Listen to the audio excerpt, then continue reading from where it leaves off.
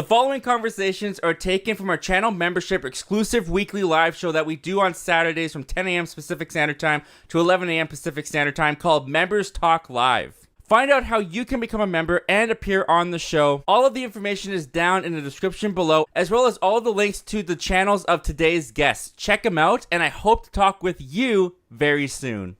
I will say, just to get a little bit personal in my life, I got fired the day this movie came out.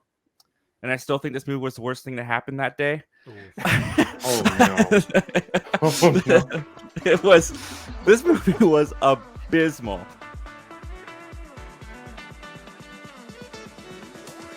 Kind of an odyssey on the channel, or at least like in the Members Talk Live these past couple episodes, has been Madam Web. Madam Web has been a discussion of just how bad is this movie really going to be. And we all got a chance to see it. So I figured we just start off, finish out the journey. Let's go full spoilers and just talk about this Madam Web movie. I will say, just to get a little bit personal in my life, I got fired the day this movie came out.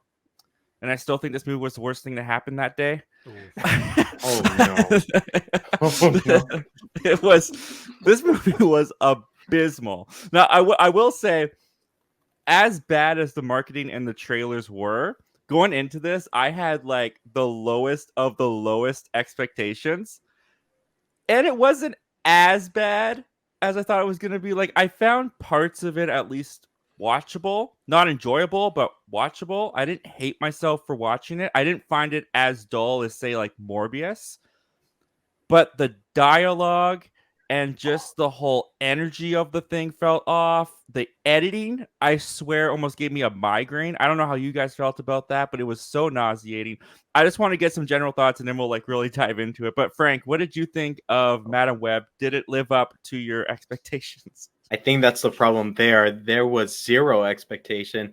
But, every time whenever there's a movie I've seen, especially one that's expected to be like a blockbuster, for example, it's taken in consideration when it's first announced. Because when Madam Web was first announced over a year ago, heads were turning and we're like, oh, okay, yeah, we're getting, what are we getting? Just a standalone character, or is it a team? Because her character in comics is pretty essential as far as for all of us who have read the comics, who have read how her role entails passes on to other arcs, especially Secret Wars. But once that first trailer dropped, we were like, okay, we got to reconsider what we just thought because this is gonna go somewhere where we really don't want. And then all those expectations just flew out the window, and we're like, okay, this might as well just be a limited series on Max. Honestly, I don't want any more. Yeah, no, not even Max. Peacock. That's where it should go. Peacock, right? I would do Tubi. Yeah, I was about to say Tubi. It doesn't even don't disrespect Peacock like that. Oh Lord, right? Oh man, but going in and going out, I'm like, this is what it's like to have, to be knocked out when you're at the dentist. Honestly, because getting out of the theater and just be like, why Sony? Why? All I can think about is that meme of that kid who went out on a huge rant on the internet back then in 2014 about Sonic the Hedgehog. When will you learn? When will you learn? When will you learn that your actions have consequences? What a week that it has really been for Marvel. How we got Wolverine and Deadpool trailer, which was phenomenal. Then we got the announced cast, the official cast for Fantastic Four, which was great. The X-Men 97 series, which brought me back to Saturday morning cartoons. Little to say, all of that, little did we know, was just to bury how terrible Madam Web was going to be. I had no expectations, and it actually exceeded how bad I thought this movie was to me, like you said, there were some things that you enjoyed, you know what I'm saying? But to me, I didn't enjoy anything. It missed on every single level. And it to me is probably the worst comic book movie, because at least out of the other comic book movies, there are some things I can enjoy from it, you know what I'm saying? But this one is just outright bad. And I just wish that Sony would just stop with these Spider-Man adjacent movies, because they just don't work for me. And it was just such a terrible time in the box office. See, I've been seeing that argument a lot where it's like they just need to stop. And honestly, with the way the movies are turning out, that's how I feel too. But there was just clearly no effort put into this movie. Like watching it, you could feel it behind the camera, in front of the camera. Nobody cared about what they were making, to the point that I don't even think the villain showed up to talk throughout the whole thing, because his entire thing is ADR'd. That was so weird. He's off screen, and his entire dialogue is I felt like I additional was watching recorded. Japanese subs. Like his mouth wasn't matching what the words were saying. I'm just like, we could have did this. Like, Not a single frame matched up. Ryan, what were your thoughts on this? I mean, again, like you said, editing gave me a migraine. Like, even the simplest of action scenes, like the diner sequence, is so poorly editing. All spatial continuity just flies out the window, along with a taxi cab for good measure. But, I mean, also the acting, the actors had to have been in a competition to see who could give the worst performance, because how else do you explain so many bad performances across the board? Dakota Johnson, Sydney Sweeney, and Tahir Rahim as the villain. I was like, wow, there is almost no effort on screen. I mean, who knows? They could be genuinely trying their hardest, but by God, the effort does not show. I think Dakota Johnson is heading for a Razzie this year. I really do. But I mean, I don't know. T, what did you think? Did this work for you? No, this did not work for me. I'm upset. So I went and saw it on Valentine's Day, reluctantly. Ooh. And I've had a review made since Valentine's Day, and I've not posted it because it's so negative. It's just me ranting for like 15 minutes about how terrible this movie is. I will say the one bright spot in this movie is Adam Scott. I have to the Uncle Ben thing For the 8 minutes of screen time that he gets in this? Yeah, but it was the only positive. There has to be a positive. It can't be all negative. That's the one positive. I think this was a terribly missed opportunity. I knew nothing about the Madam Web character going into this film. And once I saw the final product, it just upset me because it was so low effort. They could have killed it. This could have been a franchise starter for the Spider-Women.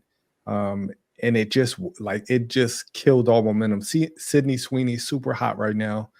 This could have definitely jump-started a franchise, but nobody is going to want to see this after. Like, even once it streams, it's not going to gain any momentum other than the people. Like, it's going to gain like a room-like following. Like, it's so bad that it's just bad, and people are just going to watch it just to laugh at it.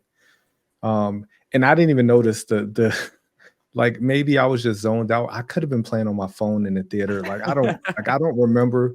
That people were saying that he was walking around and he didn't have shoes on the whole. I don't remember that. Like, maybe I do remember that. Yeah, I think I missed that too. Yeah. It was like there were certain things that I was so disinterested in the film. Like, it just never dawned on me. Like, everyone was terrible. The teenagers were terrible. Like nobody wants to. Like, they were so annoying. Everyone was annoying.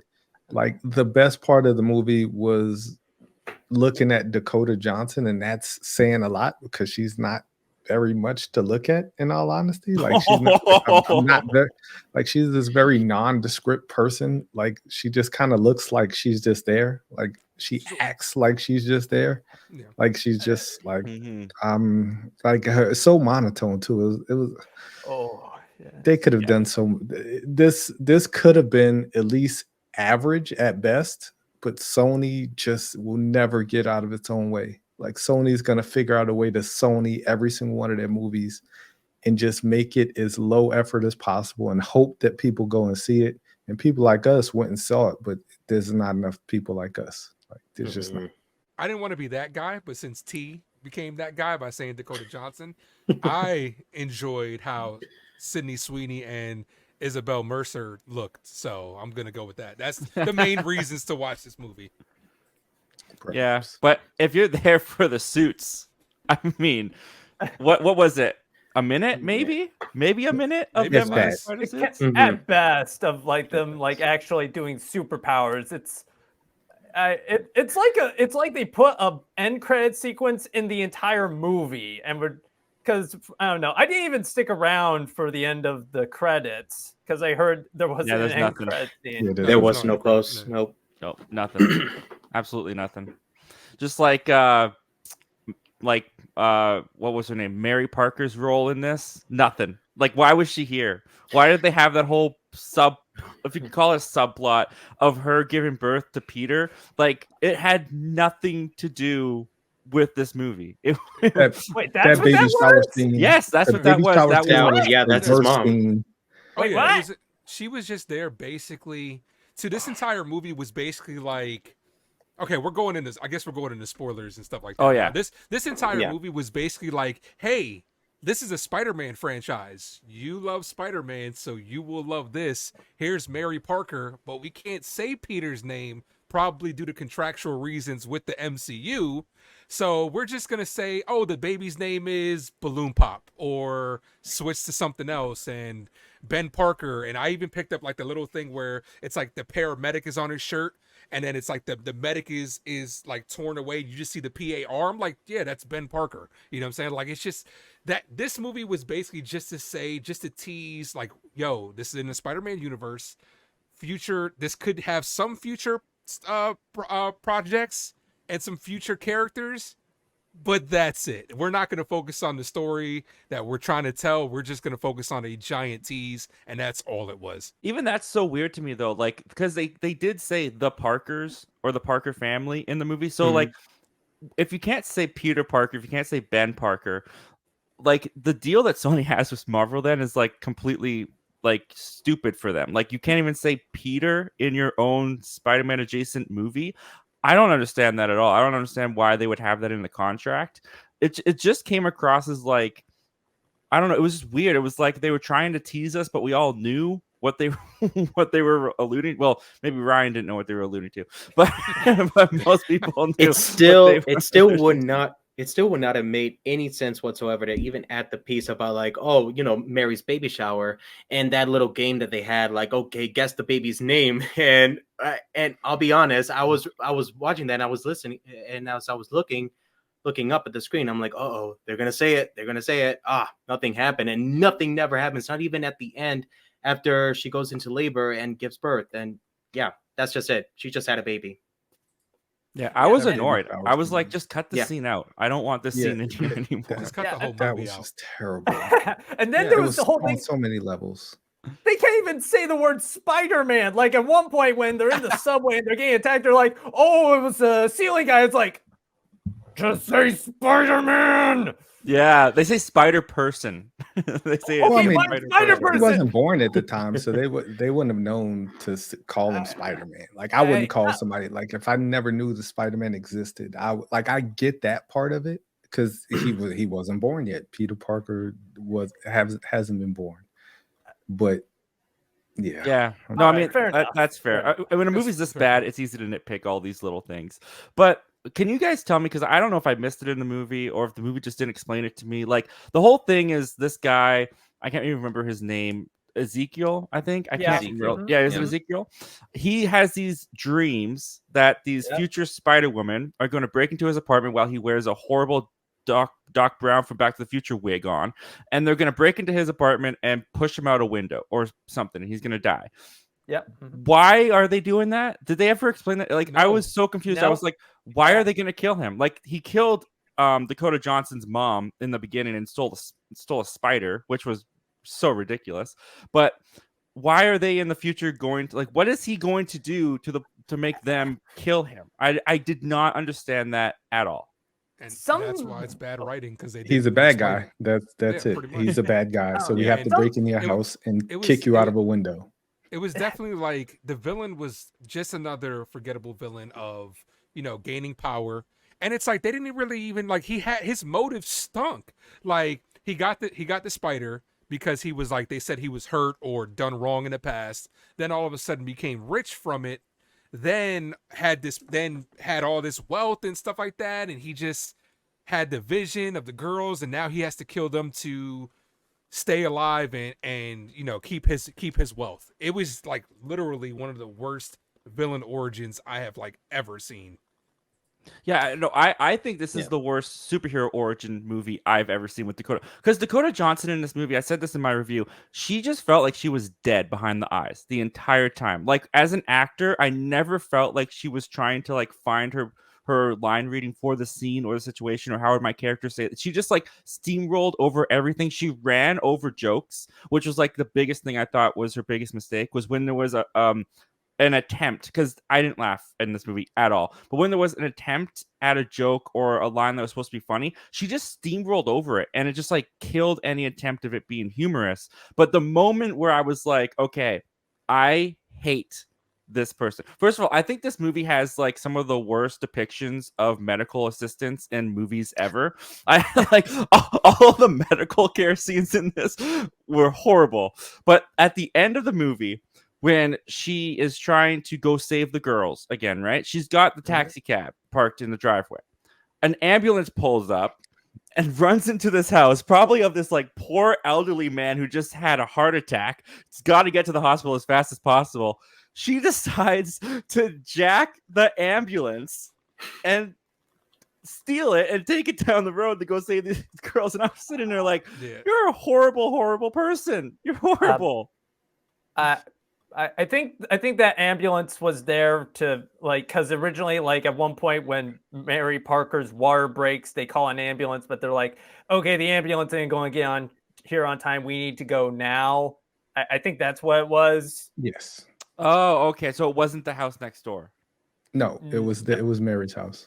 Okay, I thought it was the house next door. Okay, she's slightly more likable to me now. Yeah, but it was just, you know, little nitpicks like, you know, this I said in my review as well, where it felt like I was playing Grand Theft Auto with her ability to steal cars, how she stole the taxi cab and took the license plate off, driving around New York City for like a long time. Nobody stopped her or anything. Then she just stole a ambulance. And both of those were key plot points because the taxi cab crashed into the diner and the ambulance saved them at the end. So, you know, that's pretty much Grand Theft Auto in my opinion.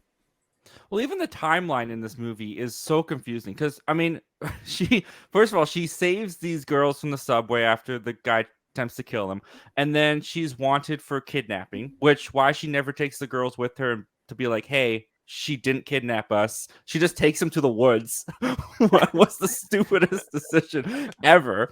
And then she flies to Peru, I think in like, what, the same week? Because the girls are staying with Ben Parker. And then as they are trying to get to the hospital, she's suddenly back in New York for the perfect moment to go and help them out. Like the timeline for some of these sequences made no sense to me. Yeah. This movie made no sense. She jumped an ambulance from like 3 stories up or something. Like through a wall to which didn't kill him, by the way. Like this movie was just bad on every single level. It just there's no redeeming it. Like, but it just I think it could have been a great movie. I think they had the actors other than Dakota Johnson. Right when I saw that she was cast in this film, I knew it was going to be terrible because she's just not a good actress. She doesn't emote well, and like if you're going to be a superhero, like you have to gain the sympathy of the crowd. Like there has to be an arc where you're down and you overcome like, you know, the worst thing that could have happened to someone. And at no point does she do any of that. It's just like a series of events. And she mysteriously finds these people very easily in Peru. That was my biggest gripe with this movie is that she just so happened to stumble into the right part of the jungle where she saw in the picture. Like that's not how the world works. I don't know if you've ever been into like the woods. It's daunting. It's really like it didn't make that. I was really in the movie theater upset. That was the part where I wanted to walk out. And there's so many other parts where I could have, Yeah. but it just I think the part where I wanted to walk out was when the girls were dancing on the table in the diner. Oh, so that was early in the movie. You were trying to get out of there. I was like, "What are you doing? Like, what are does you doing Who- actively? Like, Who acts like that right after they're about to get killed? Like, oh, let's go to a diner. Like, I get it, they're Oh, kids, you know God. what I'm saying? But to T's point, the part that got me were going in Peru. It was just such a bad hero arc, you know what I'm saying? Because the thing that got me upset was the bad revelations. This was a really bad hero revelation too, because all of a sudden she goes to Peru and she has that foresight to see the past or whatever, and it was the scene where she, her mom, she was in her mom's stomach, she kicked her, the baby was kicking and whatnot, and then how she was saying jokingly to the bad guy oh, she's trying to stop me from working. Then in the flash forward one, Dakota John's character is why do you hate me? Where did that come from? All of a sudden you hate your mom? Or you think your mom hates you? It was just so forced, dull performances and just terrible writing. how much do you think Pepsi paid to be the hero of this movie?" Oh, God. A lot. When she held the Pepsi, she held on to it for so long and so awkward. I was like, why are you holding on to this? Put it down. Open it like a human being. I don't think yeah. I've ever seen Pepsi for that long in a movie before. It was kind of weird. I was like, I'm looking at Pepsi right now. That's interesting. That's not usually a product you see in movies.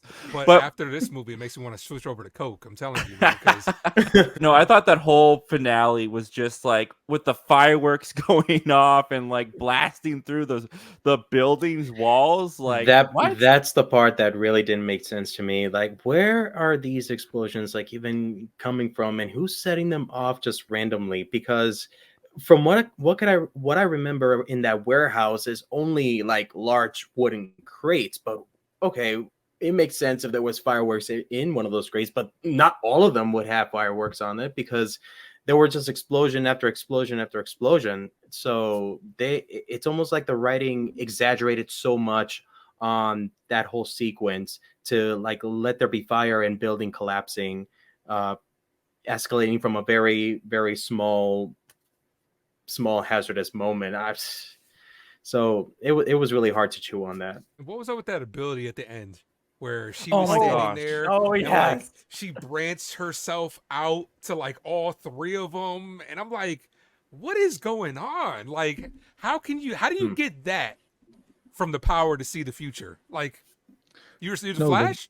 You're just the guy literally just running told her around real that. quick and that was something the guy told her in the cave where he's like, "Oh, you'll be able to go into the past and change it. You might even be able to be in multiple places at once." And right when he said that, Yeah. I knew that that's where they were going at the end. Well, he also And then- said, Yeah. when you take on when you take on responsibility, great power will come.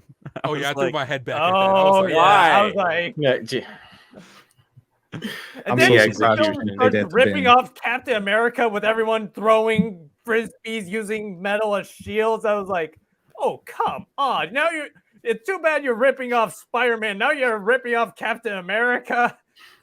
Dude, one positive I'll give this movie, and there's three positives I can give this movie, but one of them that I will give it is I did think the visuals were kind of nice. They ripped off Doctor Strange, but I kind of thought that I thought it was kind of cool when she was in the water and you were seeing all alright. that it was really dope. yeah, Alright, and, yeah, the okay. web, the entangle. Yeah, no, those aspects of the movie I thought looked good, when they were utilizing showing off her power.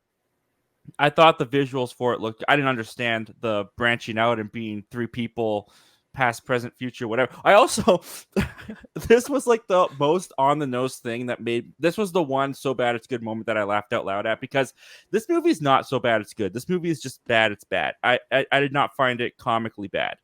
The one scene where I was like, oh, come on, is when she has those visions of the future. And then she goes home and watches A Christmas Carol. Oh, Oh, It's the ghost of the future scene. And I was like, is it Christmas time? Why is she watching A Christmas Carol? It just was so on the nose. Because she's supposed to be weird. I don't know. The film, I kind of get where they were going with casting Dakota Johnson because she, as like in the little, the baby shower scene, they're trying to show her as socially awkward and a tad aloof. Okay, fair enough, but they just don't know how to execute it well, or in a way that doesn't feel so, hey, look at us, she's so odd and quirky, it. And even talking about like how her mom passed away when she was born, like you're gonna talk about that in a baby shower at a baby shower. It's just it was funny, but at the same time it was a little cringy also. Like, holy crap. I also have no idea why Emma Roberts took this role Right? in this movie. Like, Oh man. what is she doing here? It was I don't so know. The weird. mortgage is due. The mortgage is due. What do you guys give this on a scale of 1 to 10? 1. 1, yeah, 1. On a One, scale of 1 to right. 10, well, I gave it 1.5 on Letterboxd, so that's out of 5. So yeah, probably like a 1. Oh, you There guys are was more not generous much than me. redeemable about this movie. I gave it a 3. You guys are more generous than I am. That was me being nice. I was gonna I was gonna say I just give it 2, but that's only because at least the 2000s aesthetics was captured pretty well, and that kind of made me feel pretty nostalgic, so I at least appreciated that. Aside from a billboard with Beyonce on it, and I think Britney Mhm. Spears playing Toxic, I did not notice that this was in the 2003s.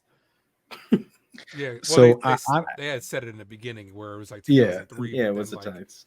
Somebody had made a good point. 2 years after like 9/11, like the security sucked in this. Like she's Yes. just able to still, Mm-hmm. like walk through the subway no problem. You know what I'm saying? That guy's just walking. Like it was just so bad. Like, and that's what I'm saying. That's what goes down to bad writing and bad execution. Like what you guys were saying earlier. Dakota Johnson, like she was checked out. The actresses. This movie is not doing any of those other actresses any favors. Like I'm not saying they're bad actors because I've seen Sydney Sweeney in Euphoria, which I liked her in. And I'm just gonna chalk it up to the bad writing, just like with the Fox first, how there's good actors, how there's good to solid actors, but just terrible writing pulls you back. Well, I mean, I guess we can, should we even just do a buy or sell for Madam Web, because I'm pretty sure we all sell it. But yeah, that was our spoiler discussion on Madam Web. If you haven't seen it yet, don't. Yeah. So this is exciting. Well, is it exciting? We'll talk about it. One of the big mysteries of, well, I mean, especially last year, because every day on Twitter, I feel like I would go on to Twitter and be like, this person's announced as a Fantastic Four, this person's in talks, this. Fantastic Four, the casting coming to the MCU has been a huge discussion in this sphere, in this space for so long. And now Marvel has officially given us our answer of who is going to be the Fantastic Four. This came to us on Valentine's Day, which was quite the nice treat. This comes to us from Variety. Here's what they had to say. Marvel Studios has its Fantastic Four. The superhero quartet, the first characters created for Marvel Comics by Stan Lee and Jack Kirby, will be played by Pedro Pascal as Reed Richards, Vanessa Kirby as Sue Storm, Joseph Quinn as Johnny Storm, and Ebon Moss Backrack, I can't remember how to say his name, as Ben Grimm, aka The Thing. As part of the casting announcement, Disney has swapped the release dates of the Fantastic Four, now set for July 25th, 2025, and the Thunderbolts, now set for May 2nd, 2025. Those are 2 of the 4 Marvel tentpoles currently set to open in 2025, along with Captain America Brave New World in February and Blade in November. 4 Marvel films are also scheduled for 2026, including Avengers King Dynasty. That's a ramp up from 2024. Marvel only has Deadpool and Wolverine in theaters July 26th. And with this announcement, we also got this nice poster that Marvel dropped with the Fantastic Four sitting in the living room, I guess. Ben Grimm is reading a comic. There's a robot giving him a coffee. Many channels have broken it down. Basically, this is looking to be set in 1963, I think is what they said, because that magazine that Ben Grimm is reading is the Life magazine with an actual picture from 1963 of one of the presidents. I don't know presidents. I'm in Canada, so I'm not quite sure which one it was. But that's our Fantastic Four, guys. That is who we will be seeing on the screen next year, which is sooner than I thought it would be. So I just want to throw it to you, T. What do you think of this casting? Who stands out to you? Who are you most excited to see? Or did you wish that they would have gone another way with some of these castings? Yes. Yes and yes. I'm excited. I'm over Pedro Pascal. I think that Mm. I don't I'm not excited about him being Reed Richards. I was when I originally heard it maybe a month or two ago when they said he was in talks, but I wanted John Krasinski. I thought he looked great in Doctor Strange. I thought he would have been a great Reed Richards. I love Vanessa Kirby. I'd watch her do almost anything in a film.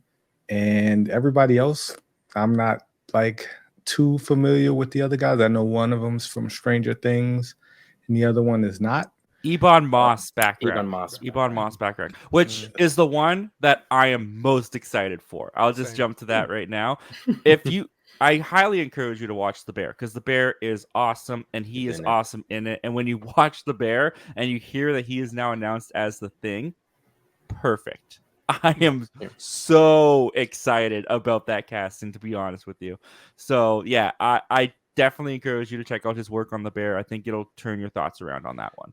It's interesting too because he was also in the Punisher, this Punisher series, which I is was now just thinking- canon. Mhm. So it's like, what's going to happen if he comes across Frank Castle? Is that going to be a little, moment where they'd be like, "Whoa, you look familiar," type thing, and they're just going to make a joke over it? But, Well, they're benefited in the way that if this takes place in the 60s, we'll probably only see his actual human form for like a couple, I don't know, maybe the first act if they decide to do the origin. But then the Thing is going to be CGI. Yeah. The Thing is probably going to be like Hulk motion capture or whatever. So you actually won't really be able to identify him in his human form as the Thing. So I think they can work around that perfectly. Well, I'm excited to see Pedro Pascal and Vanessa Kirby. All respect to you, but I'm a big fan of Pedro Pascal. Like the first movie I recognizably saw him in was Wonder Woman 1984. He kind of steals the movie, and Vanessa Kirby, also great actress. I love her in the most recent Mission Impossible movies. She was really good in Napoleon. I know you didn't like that one, Zach, but again, I liked her in Napoleon. That's fair. I thought her performance was still good in Napoleon. Didn't like the movie overall, though. Frank, you're looking at this casting. Are you a fan of Fantastic Four? And do any of these get you super excited? Oh, we have longed for Marvel's first family, so I am beyond stoked. And I think I mentioned this before in a previous live stream, but I love Pedro. He's one of my top favorite actors. He has great range, and Reed Richards is a dad, so why not pick Pedro to play yet another dad in another franchise also. So he's been in all three, in a DC, in Star Wars, and now we welcome him in the MCU now. So I'm ready for that. And I can't say enough about Vanessa Kirby. Ryan has said it already, and Joseph Quinn. I'm more interested in seeing how he brings out the Human Torch because Johnny Storms is very charismatic. And if you've seen season 4 of Stranger Things, there's no doubt in my mind that Joseph Quinn is going to nail that role just as well.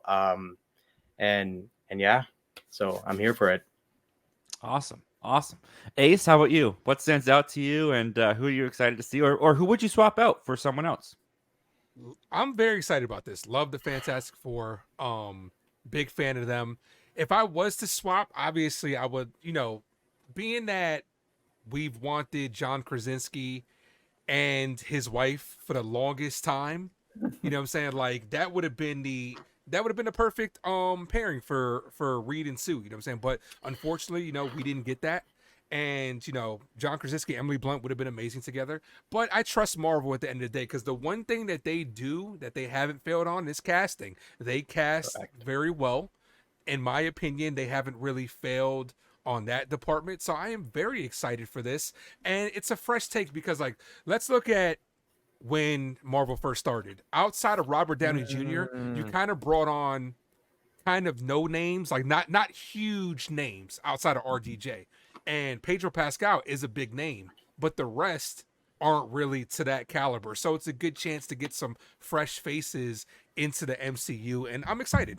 when you look at the casting that they've gone with, you've got Pedro Pascal, which is probably the biggest name of that list. He's been around, maybe a little too much, as some would say. I'm totally cool with it. I never really thought that they were going to cast John Krasinski in this role because of Doctor Strange Multiverse of Madness. Kevin Feige did make it pretty clear that this was just to fulfill the fan casting dreams, but I never thought that they were going to go that route for the movie overall. But when you look at this cast, like I said, Pedro Pascal is probably the biggest name. Vanessa Kirby is the most up-and-comer, I would say.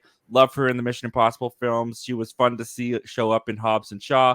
I think it's about time that she's gotten this kind of big break moment. I think she's going to be great. Joseph Quinn is an interesting one that also gets me excited because I was kind of on the fan boat of wanting them to get the guy who plays Steve in Stranger Things. I thought he was going to be a really great choice, but Joseph Quinn is kind of has a similar look to him as well, and he was also in Stranger Things, which is kind of funny. So super excited for him. I think he's going to do really well, and he definitely got to be a fan favorite through his character of Eddie.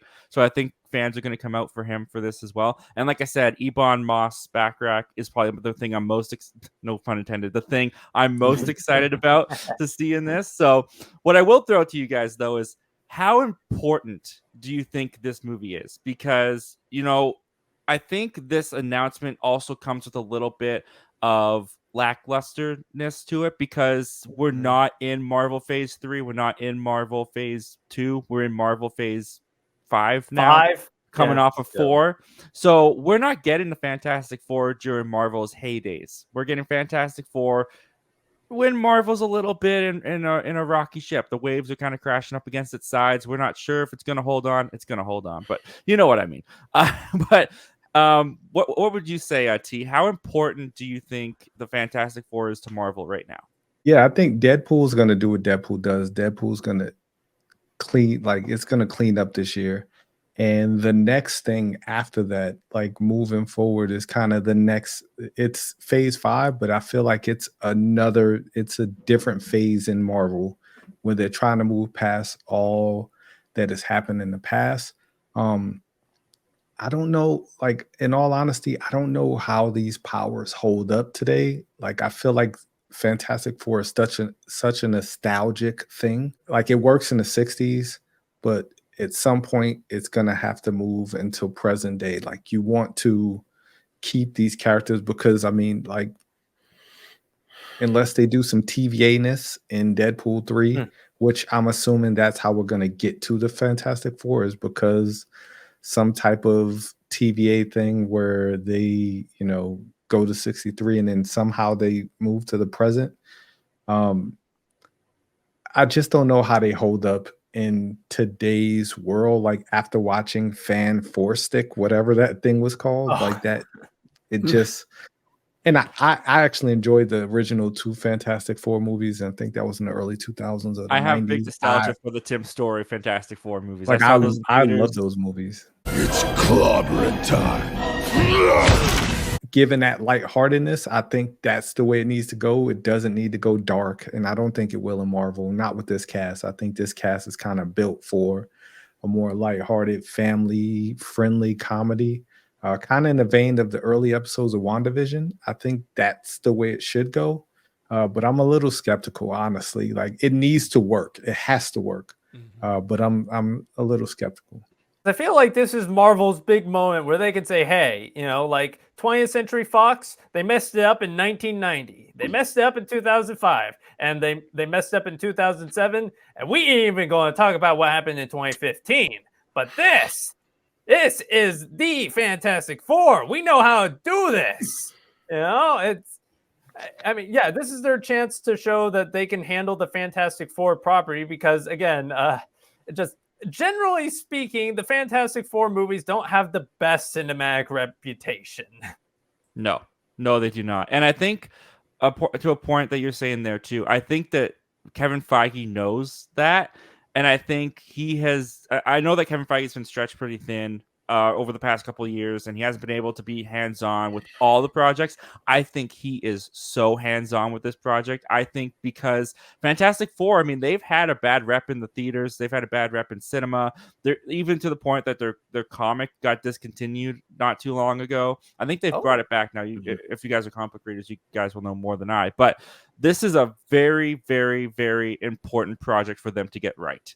And I think Kevin Feige knows that. I think he's got all hands on deck for this one. I think he is going to make sure that this is the best Fantastic Four movie. But one thing that's interesting about this release date is it'll be 10 years since we had a Fantastic Four movie by the time this movie comes out. Which time flies, because that's crazy. I can't believe that. But Ace, what do you think? Are audiences going to be ready to try to accept the Fantastic Four again after 10 years of the last one? I think so. I think because Marvel has an opportunity for a fresh take on it, something that we haven't seen before, and it is the first family of Marvel. You know what I'm saying? Everybody knows and loves the Fantastic Four. So this is a huge opportunity, and fans will flock to this because it's a chance for Marvel to right the wrongs, and it's a good, like I said, a great opportunity. I'm excited personally. I can't wait to see this. Now the other ones, they might, they weren't terrible. There were some aspects in it that were good, like Chris Evans was, on the rise. Jessica Alba was amazing. She was beautiful in that movie.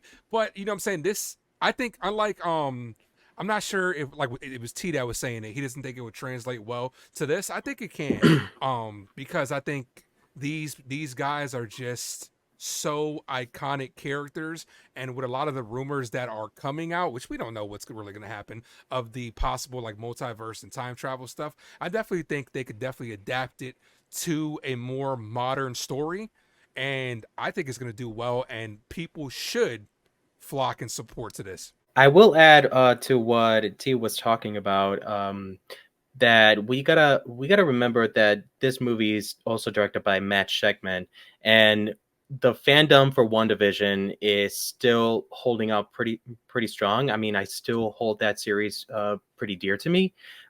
So we gotta remember that this director can absolutely film a setting, taking place in the 60s, absolutely. So yeah, it's gonna hold up to the promise. It's gonna hold up to the promise, knowing that the Fantastic Four is the first group, is the foundation that has opened up the gateway of Earth 616 stories, spanning from them to the Avengers, to the X-Men, and tying everything through them. So 100% yes. I've said it before, and it still stands true. Like, because of how much guessing there was and how much rumors there was, like, I was hoping that we would get like a big event, of the announcement of Fantastic Four. Like, come on out, this person, and it would be more exciting. When they drop it in an article, I'm always just kind of like, oh, okay, well, there it is. But it was nice to get the picture. I thought the illustrations of the actors in the suits was nice, and yeah, it got me more excited for this project. So I guess we'll take it to buy or sell. Do we buy or sell the Fantastic Four cast? Yeah, I think I'll buy it too. I don't know about you guys, but this movie just kind of sucked so far. I mean, I don't know if I've seen I think the closest movie I've come to liking is Argyle, and even that movie I have issues with, but I had a lot of fun with. Other than that, I have not really seen. I mean, I know The Beekeeper got a lot of praise. I still haven't seen that, so that's my fault. But other than that, I have not really seen anything that I've liked very much this year. But you know what? February is like halfway over. We're entering March, and hopefully March can turn things around. And it looks like one movie in particular that many people are excited are about to turn things around, because Dune Part 2 had a couple press screenings this past week, and they have their first reactions out by some of these critics. And I've got a couple of them bundled up here. We're just going to read a couple of these. These are what some of the critics are saying coming out of these early screenings for Dune Part 2.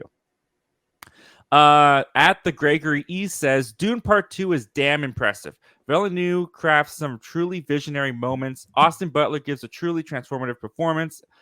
Very moving ending. A wee bit long, yes. Did I forget? I saw it the next day. Yes. Still going to be massive. So that's interesting. That's kind of a mixed review there. At Collider Frosty says, in a shock to no one, I absolutely loved Dune 2. Incredible filmmaking, brilliant score, entire cast was excellent. My only complaint was I wish it was longer. Not joking around. The movie is 2 hours and 40 minutes, and I would have been happy to watch another hour. At Jazz T says, Dune Part 2 is a giant epic, a masterclass of crafts from Greg Fraser's exceptional photography to Patrice Vermont's magnificent world building. Denis Villeneuve has delivered his magna opus of directing one of the best sci-fi films for generations to come. At Brandon Davis says, Dune Part 2 is a masterpiece. Denis Villeneuve drops an awe-inspiring, action-packed achievement in a hearty, complex story. It's an astonishing, moving film which demands to be seen on the biggest, most immersive screen possible. I loved it, innovative, and thrilling. And at Strange Harbors says, Dune Part 2, Denis Villeneuve lands every spectacular brutalist tableau he threw in the air 3 years ago. Sci-fi myth-making at its finest and most tragic. The gravity of manufactured destiny, the untamable tendrils of or belief. I loved this. And so we got like one kind of mixed reaction in there.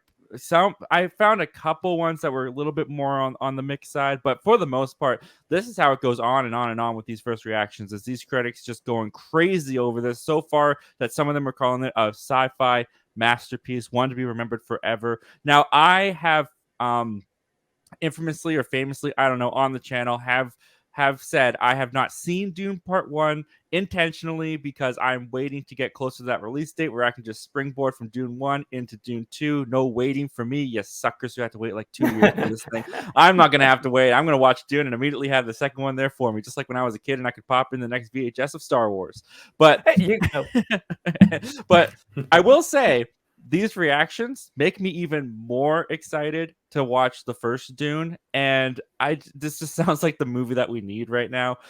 Frank, you hear these reactions. What are your thoughts on the first Dune, and do these get you more excited, if that's even possible, for Dune Part 2?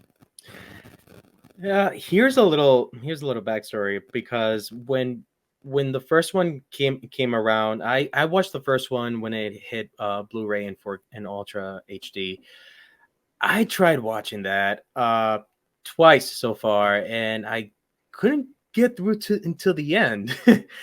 And I don't know why. I still want to try watching it again, but when I do, and because I do want to plan on watching Dune Part 2, and hearing from these critics, especially from Brandon Davis BD, who I'm a huge fan of his podcast Phase Zero. It's pretty good, and yeah, I want to try to give this franchise a shot. I haven't read the books. I'm not too familiar with like the story per se, but yeah. Yeah, so you're pretty much in the same boat as me. You're just waiting and seeing. Exactly. Ryan, how about you? What do you think of these reactions, and how do you feel about Dune? Well, again, I'm just very excited to see it, and as you can see here, I've got like all of 6 of the Frank Herbert and Dune novels, so I'm a big fan of the series, and yeah, I'm just looking forward to it. I enjoyed the first one. Zach, you could probably see the re-release of Dune, since it feels like they're re-releasing everything that was supposed to come out in 2020, but then got postponed, and then barely anyone saw in 2021 because things were just barely opening up. I've checked. My theater doesn't have it yet. I've been looking for the dates, and there's no Dune playing in my theater yet. So maybe it'll happen still. I mean, February. It's only at this moment. It's only February 17th. So maybe in the 20s, February we'll get there. But I don't know. We'll see. But Ace, how about you? What do you think about Dune, and how do these reactions make you feel about Dune Part 2? I'm in the same boat as Frank. I just couldn't. The first movie just couldn't captivate me as much as people were talking about it. I'm not gonna say it was overhyped. I'm just saying it may have just been an acquired taste for some people and just not for me. I just couldn't really get into it. Great cast though. You know what I'm saying? A great cast, and especially going into the second one. Very star-studded. I'm gonna give the first Dune another watch before this one comes out. Because the second one definitely looks more action-packed. It looks more engaging. Definitely looks like it's gonna be better than the first one. At least that's what I hope, because like I said, the first one I just couldn't get into. Yeah, no, fair enough. Like I said, haven't seen the first one, so I have nothing to add to that. But T, have you seen the first one, and how are you feeling about Part 2? I did see the first one. I like Frank and Ace. I tried to watch it. I tried to watch it twice. I always mention my age here. I'm old enough to remember the original Dune in 1985. I think it was with Kyle. What is his name? I can't think of the guy from Twin Peaks. I don't know. I can't remember David his name, Lynch? but no, what David Lynch was the director, but the star of it was the guy from Twin Peaks. It'll come to me.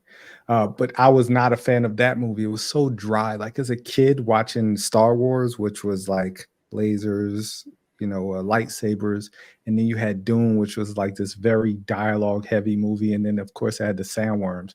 That was the only thing that interested me in the original Dune series or the original Dune movie that was put out in I think it was 1985. And then I saw part one, and it just was so. It was boring. Like I was bored. I played on my phone for a lot of it because it came out on Max. It was one of those pandemic releases that came out on Max the first day, which of course affected its box office. And I tried to watch it, twice, and I was just waiting for Zendaya to do something, and she just didn't. Like, and it comes in part two. Like I was excited at the end because I was like, oh, this really set up. Like it built the world. And part two is gonna like hammer it home. Like part two is supposed to be like the epic conclusion. So I'm looking forward to part two in that reference. I don't really care what critics say about movies because once again, there were people who said The Flash was the greatest. I'm gonna always refer to that. It's like everyone came That out was the there. Oh, this is company the that was saying greatest that. superhero, Yeah. Yeah. movie ever, and then you go see it, and it's just not great. And everything's subjective. So what there are people who there's some people who probably love Madam Web, and hopefully they're not people who watch film more than once in their life.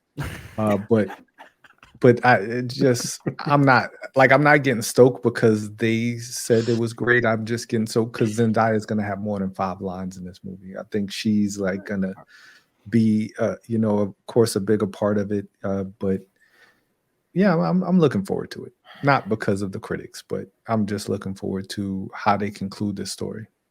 Hey, when you break trust, it's hard to get trust back. So that's fair, is. man. That is fair. Yeah, no, like I said, I can't really add much because I don't even know Dune, but all I can say is this movie year needs something to come and bring it alive. And these reactions, I'll take them. I'll take them for now. This gives me hope that I might actually sit in a theater this year and see something enjoyable. So, anyway, guys, do we buy or sell these first reactions? I mean, I'll buy them. I have faith in this movie, and I'm looking forward to seeing it. Deadpool and Wolverine, baby. Deadpool and Wolverine had the trailer reaction at the Super Bowl. It was rumored.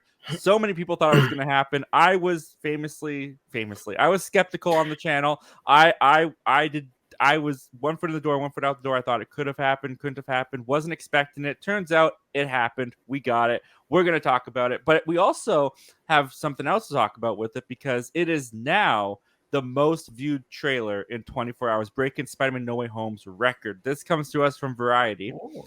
They say Deadpool is slicing his way into the Marvel Cinematic Universe and the record books. The first trailer for Deadpool and Wolverine, which debuted Sunday during the Super Bowl, has broken the record for the most viewed movie trailer within 24 hours with an astounding 365 million total views. The previous record holder was the trailer for Spider-Man No Way Home, which had 355 million online views in its first 24 hours back in 2021. So it beat it by like 10 million views. That's insane. Deadpool had some help from this year's Super Bowl, which ended up being the most viewed telecast of all time and reached 123.7 million viewers. Sunday night's game had the highest number of people watching the same broadcast in the history of television, and it no doubt helped that superstar Taylor Swift was in attendance rooting for Taylor Swift. We're talking about Deadpool. Deadpool. I love that landslide. Once mentioned Taylor Swift. Yeah. But point. Period. Look, I think she's very talented. I'm over her. Okay, she's all over the place, gets a little annoying. But anyways, not talking about Taylor Swift, talking about Deadpool and Wolverine. And I will say, I mean, if you watch my trailer reaction on the channel, you already know this. I freaking loved this trailer. I loved this trailer so much. And I loved it. First, it was a teaser, to be official. It was a teaser. What I loved about the teaser specifically was that it confirmed some rumors, because we heard little rumblings that the TVA are involved. Deadpool deals with the TVA or goes on a mission for the TVA. Like, there was rumblings about maybe even Owen Wilson's Mobius pops up in this, which at the end of Loki season 2, he probably won't. I wouldn't be surprised if he did, but he probably won't. But we got confirmation of that. Like, right as this trailer starts, the TVA shows up at the door, takes Deadpool away, puts him into the Marvel Cinematic Universe. You get all those shots of the MCU on the TV screen. It was just like, he is here, baby. I'm so excited. And like I said, I've got a trailer reaction. I've said my thoughts before, but I haven't heard your guys' thoughts. So I want to go to you first, Ryan. What did you think of this trailer? And what do you think of the title, Deadpool and Wolverine? Well, love the title. Just, sums it up pretty well. There's Deadpool and there's Wolverine. But I will say, I sort of like how, like, on purely aesthetic level, they're not resting on their laurels. It doesn't feel like just a clone of Deadpool aesthetically speaking. It's like they're doing a lot of different things in terms of the visual palette. So I really enjoy that. And I'm excited to see what Sean Levy brings to the table. Oh, I loved it. You were the first person I thought of when they put this trailer out like the first 3 minutes of the Super Bowl. Like, they wanted to get this out there, and I was like, man, Zach kept saying it wasn't going to happen, but I knew it was going to happen. And then about 5 minutes later, I saw his trailer reaction. I was like, man, he's on it. Yeah, I was like, they're probably not going to drop it, but I'm going to set up everything just in case. And I was refreshing Ryan Reynolds' page, and then it popped up, and I was like, you know what? I've been wrong before. I'll be wrong again. I'm glad I'm wrong this time, because here's the trailer. So Marvel Jesus, folks. Exactly. Like, I think it's a breath of fresh air. Deadpool really kind of rejuvenated the superhero genre, them along with The Boys, when it was kind of going through its post end game. Deadpool 1 and 2 came out before that, but it was just different, right? You get the superheroes, the guys the Captain Americas of the world, and then you have Deadpool, like the anti-hero who's just irreverent. And I think he's gained this like super cult following, well deserved, because Ryan Reynolds put a lot of blood, sweat, and tears into this character, getting those movies greenlit and things like that. But I love the title. I think it's gonna draw in more people because there are people who love Wolverine. There are a lot of people who love Wolverine. And it's going to be a good time. Like, I'm looking forward to this movie. This is the most anticipated movie for me this year, along with Abigail. I don't know why. I'm just really stoked to see Abigail. But Deadpool and Wolverine is great trailer. I can't wait to see a full trailer. I think the teaser left me with a lot more. I just saw way too much TVA in that trailer, but I know the official trailer is gonna just give me more of what I'm looking for, and that's more Wolverine. They didn't even show Wolverine. I was kind of surprised. Yeah. I was like, you know what? Props to you. Second, his back. You see his back as he goes to stab Deadpool and pick him up. But Ace, what did you think of this trailer? I loved this trailer. I was freaking out seeing it. Didn't get to do a trailer reaction. Was too busy watching the Super Bowl, my boy Pat Mahomes. But I was glad to check out your trailer to see how excited you were, because I had popped into your stream that you did before, and I was glad how excited you were. You were talking about the possibility of it, so I'm glad you got to do that. But the trailer was amazing. The title is amazing as well.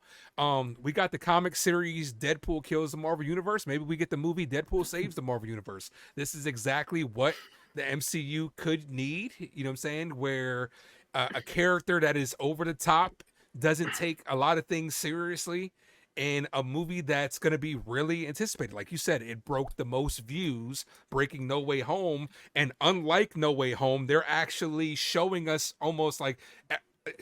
everything that's going to happen. Like, they're not hiding the fact that Wolverine is in it, so it's just going to put asses in seats. Hugh Jackman is huge, but the teaser trailer itself showed us a lot of good without really busting its load and stuff like that, where it was just captivating enough that it was like, wow, I cannot wait for this. It's definitely going to be the most anticipated movie of the year. It's probably going to be high on a lot of people's rankings at the end of the year.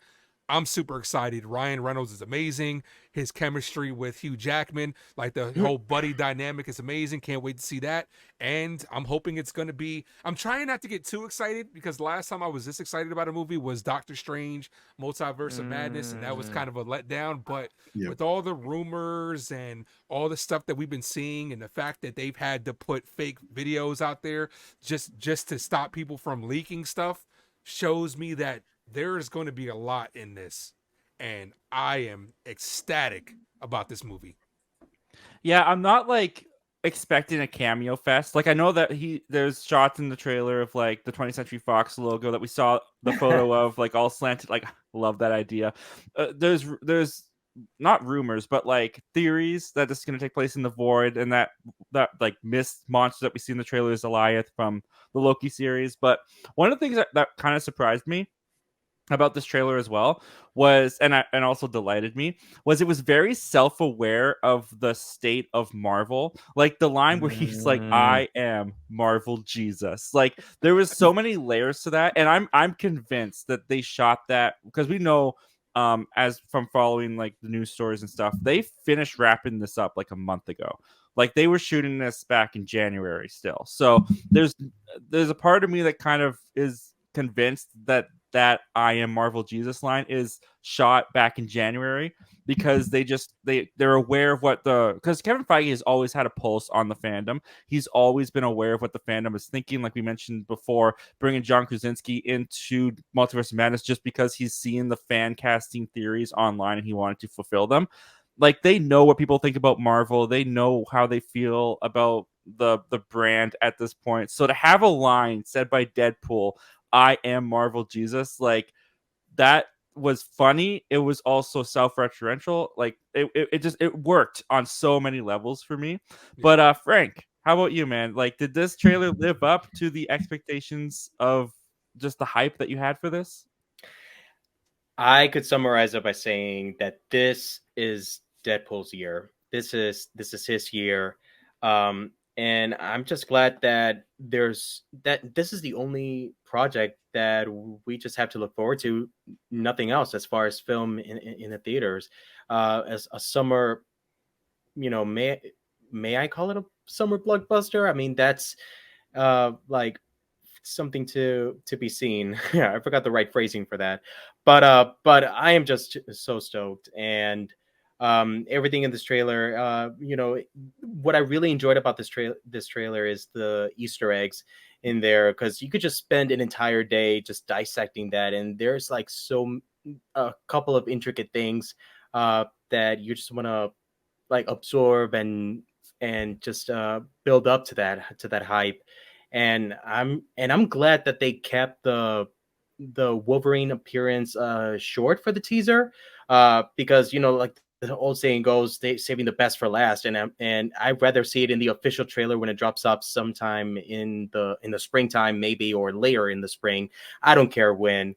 All I know is that this is happening, and I'm here for it. I do want to kind of address something that was brought up too with the TVA, because I've been seeing online, and I think it's a very valid point to be made too. Like we were all kind of talking about when the Marvels was coming out, how it's a mistake to include Kamala Khan and what was Tiana Paris's character name again? Photon? No, it was what was her name again? Monica. Thank you. Monica. Sorry. Yeah. Monica Rambeau. Monica Yeah, Rambeau. Monica Rambeau. That's what it was. It was a mistake to include her and Monica Rambeau because you have to watch the Disney Plus shows in order to understand the movie. And I totally agreed with that argument because, like, their origin stories exist on Disney Plus. If you want to know who these people are, they're on Disney Plus. Whereas with the TVA, I think what's smart about it and what kind of separates it from that argument for me is they don't have Mobius in here being the one showing Deadpool around. They had this new actor, right? So in that way, it's kind of already fresh. It's already separated from the Loki series, even though it's TVA. Also, Deadpool is going to be the casual audience in this movie, because Deadpool doesn't know what the TVA is. So they're going to have to explain the TVA again to Deadpool in their own terms and in their own ways. So in that way, the TVA will be reintroduced to the point that when you watch Loki, you'll have to sit there and probably hear things you've heard before. But for the new audience, I think that they can explain it and get it to work, especially in Deadpool, who's already breaking the fourth wall, who's already a meta character. I think they can make it work for this premise perfectly well. I don't think anyone's going to be lost on it, personally myself. But what do you think about that, Ryan? Do you think that there's any worry of people being lost with this movie, with the inclusion of the TVA? Well, again, I might be the best person to ask that because I have not seen a single episode of the Loki series. I'm only vaguely familiar with TVA, so I could care less. I mean that in the nicest way possible, because I mean there's just so much going on the Deadpool 3 trailer, and then it's like, oh, then there's the TVA, and that's how he gets introduced to Wolverine. I'm like, yeah, okay. Honestly, I'd be okay if a unicorn rode Deadpool to Wolverine. That's how happy I am that this is happening. The TVA is just, it's an intermediary. Yeah. Okay, fair enough. Well, that's good. Actually, that's a great perspective to get, because have we all seen Loki?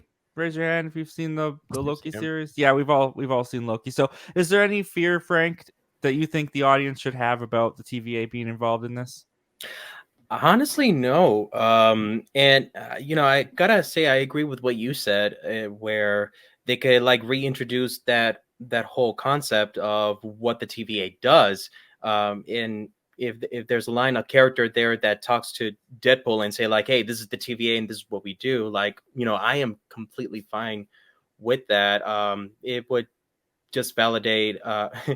It contradicts a little bit when I say that I'm not worried, but at the same time, knowing that Mobius wasn't in the trailer, nor would I think that he may show up. And I would like to think that would be that would still be something that myself would be okay with. I mean, with or without, honestly, because for most audience who enjoy R-rated, I mean, that's another thing too. We got to remember this is R-rated, and a lot of the audience, older audience, they just want R-rated stuff.